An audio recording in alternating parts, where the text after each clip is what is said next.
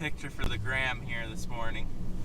Look at that sky over that beautiful pond of water. Yeah, that's pretty cool. You're ruining it with your thing in my picture. Oh, did you get it? Yeah, Duggo just takes his picture through the window and lets no one else take their morning picture. Yeah. All right, let's go. Let's go, Duggo. Pick up the speed. The rain's coming tonight. More rain. Imagine that. More Did you rain. hear California had 3 inches? Yeah, 3 inches. that's what I heard. That must be a lot. That must be a lot for them. That's just standard. That's just like a That's standard just a rainfall sprinkle for up us. here. Yeah, it just sprinkled 3 inches. Good morning. That thing strapped on. Yeah, I forgot them other things. Yep.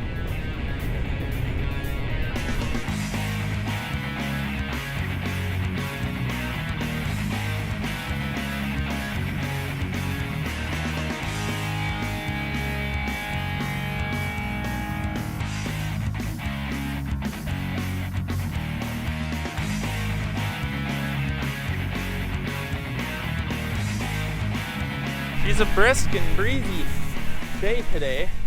Look at the mud. His radiator will be plugged up shortly. Look at that. Look at that big turd. The real funny thing is, how does he get into the machine? Eric, you're stranded outside your machine. You gonna clean that off? Nope, because it'll be like that in a matter of 10 minutes.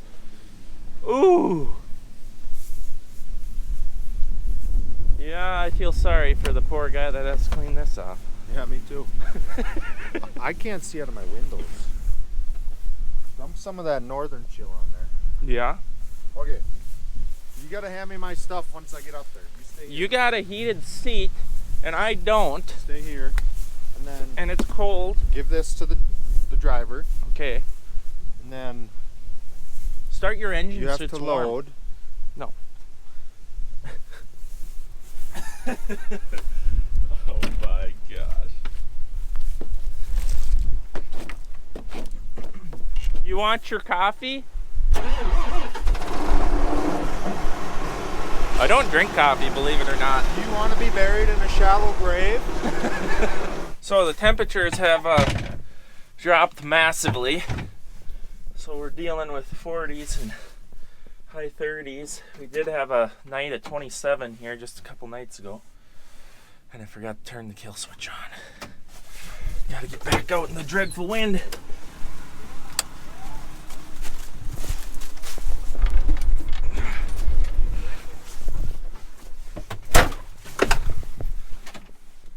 That's better. Got some beeps at least. Alright, are we gonna need ether?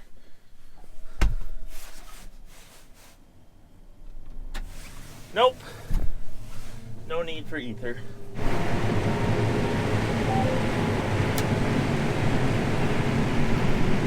Nothing like some water for the morning. So I do not like what I'm seeing happening right now is I got the head like as high as I can go to get the cobs. But the trash actually gets caught by the stock stompers when I'm in, 2 feet of water. And it builds up under the head. And then I gotta watch, make sure I don't jam any rows, burn up a clutch. Ooh, that is a wet spot.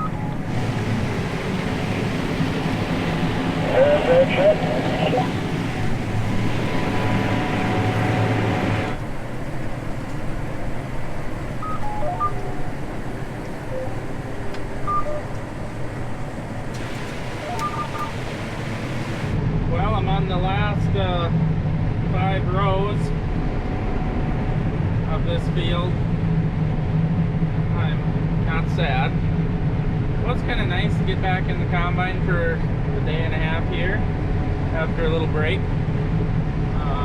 Glad we could help out the neighbor and friend here because I know for a fact it would have been a massive struggle, and I don't know if they would have been able to do it with they have a 9770 with wheels, but it would have not been pretty. As you can see, what the headlands look like here, it's a mess. We got a lot of cleaning to do on our equipment here, but we're gonna dump off the last load and send our truck in. And I think, unless another neighbor calls, I think that'll be it for the combine. Look at the size of that mud pile on the road. Oh my goodness. He's gonna have to come down with his loader and clean up. Not good. Less than ideal. Eric's cleaning off the mud piles off his lights. Alright, there goes the last of the corn. Alright, we're back to the farm. We've got hurricane-like winds outside. But we got the 870 hooked up to the grain cart tractor. I'm gonna go actually do some light duty sulfurting on one of the farms that we rented this summer for next year. So let's go get into the new 8R. I have yet to be in there or filmed in there besides driving around the yard, so I'm excited to take it out, play in some mud with a brand new tractor. That'll be fun.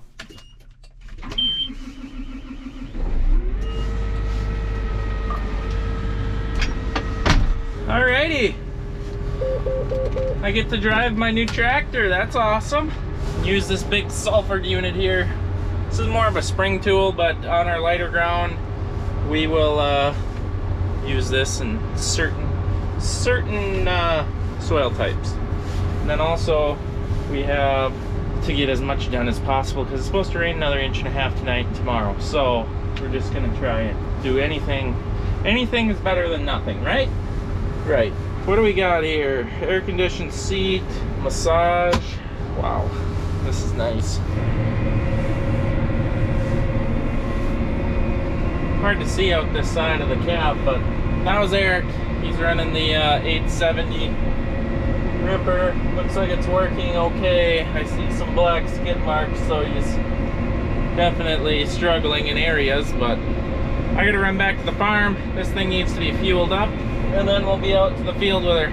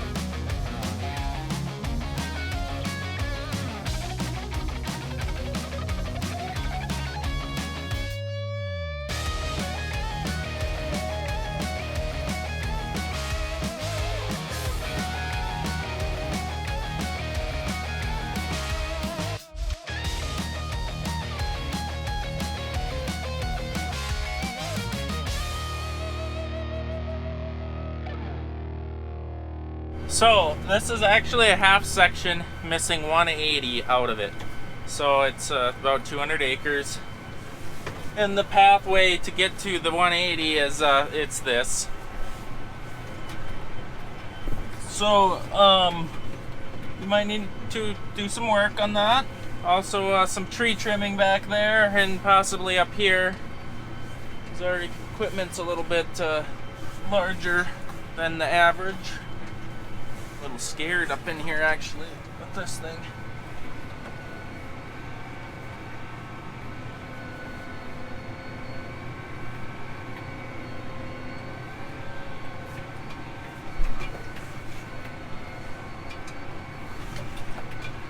Yeah, I don't think a 64-foot digger is gonna make it through there very well. Alrighty. Unfold. Fold? Let's go. There we go. Well, it's happening. We're tilling. Looks pretty good. Looks really good. Not much residue out here. That ain't a sign of something. It's pretty wet. I can see there's mud flinging already. Got a raise because we're spinning. But the old 370, she's working pretty good on this thing. Eric has it set pretty deep. I don't know if it's meant to be that deep. Not really used to an IVT transmission. I hear it shifting and banging quite a bit. I don't know if that's standard operation or what, but... And there's water down there. We got to do a bunch of ditch improvements, clean some ditches. I see that's evident. I'm not going to be able to do all this with the 2-track, I'll tell you that. Well, that's going to have to leave. How inconvenient. Giant rocks. Man, them are big rocks. Holy cow. Massive.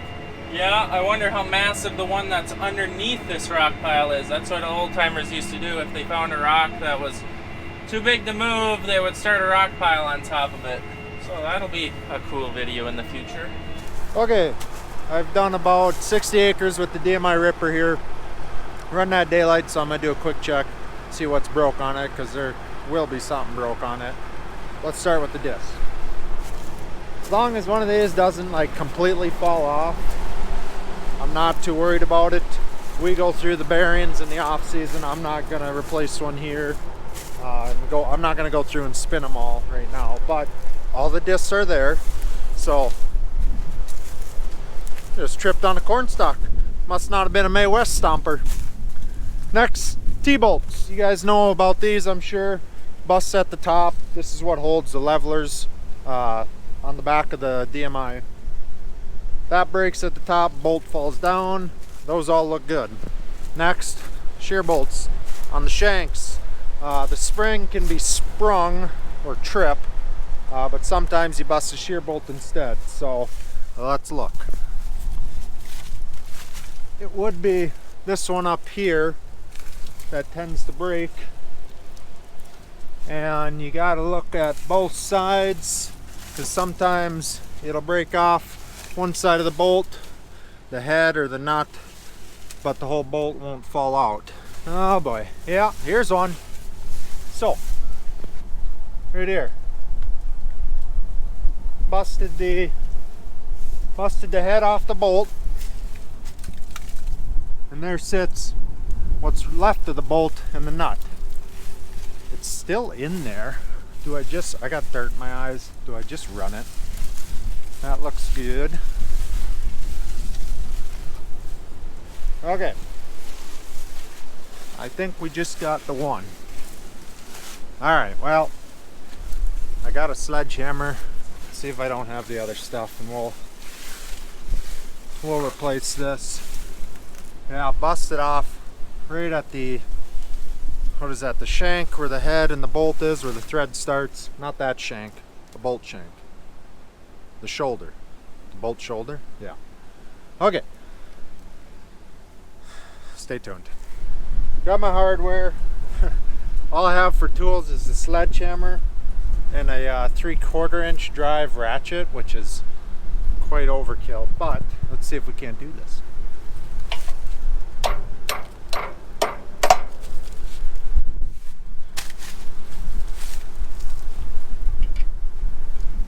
Here is what was left. I'm pretty sure that's called the shoulder, from the head of the bolt to where the threads start. Correct me if I'm wrong, but alright, tightening up the nut, we'll be done here. So I'm really glad we're looking at a different shank here now, but I'm really glad that I caught that before that bolt completely fell out, because then this whole shank comes back, that hole gets pushed down, and they always get wedged in between these two plates. Hence why we got a sledgehammer. So much easier just to replace it prior to that happening. Okay, back into the mud. Well, Randy pulled a duggo. He's stuck. He went into a slough that we moldboard plowed earlier this year, where he was turning around by it. I don't know, I'm driving up to him. And yeah, moldboard plow, you'll sink in deep there. Oh my. Well, he wasn't just turning around, he was way out in there. This should be fun. Let's see what we can do. Well, here's the edge of the field. That's the slough. And there's Randy's tractor. Get the yank 'em. Well, after further examination, he's about 80 yards from solid ground. We didn't have enough rope, so he's going back to get more. Oh, this is not good. He's really stuck. Well, I'm gonna do some rounds while I wait.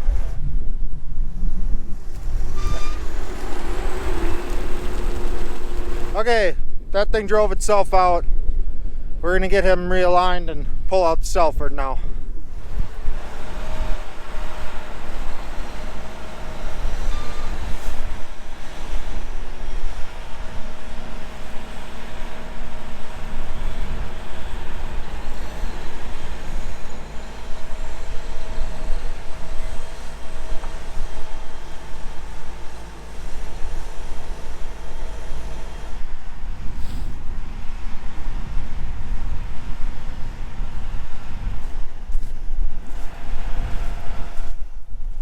Well, it's out. Did some tillage on its way out too. Alright, I got that field done, went and did another 25-acre field, came home, fueled up again, pumped a couple tires were low. I don't know how long those have been low, but I think Eric is gonna go out again. He's home getting fuel. I think he's going back out. It is 1 in the morning. Rain's coming, so I don't know. I might take the other ripper and go out with him. I don't know, but we'll see. Well, it sounds like we're going back out. Gonna go till it rains, I guess, again. Yay. Another all-nighter. I had to park combine away. It was so windy I didn't bring it in, but I'm gonna do that now. Grab a little more food, because I only packed enough food for about a 14-hour day, not a 24-hour day. So get some more food and head back out. Thanks for watching. I appreciate it. We'll see you guys in the next video and when I get a little more sleep. See you later.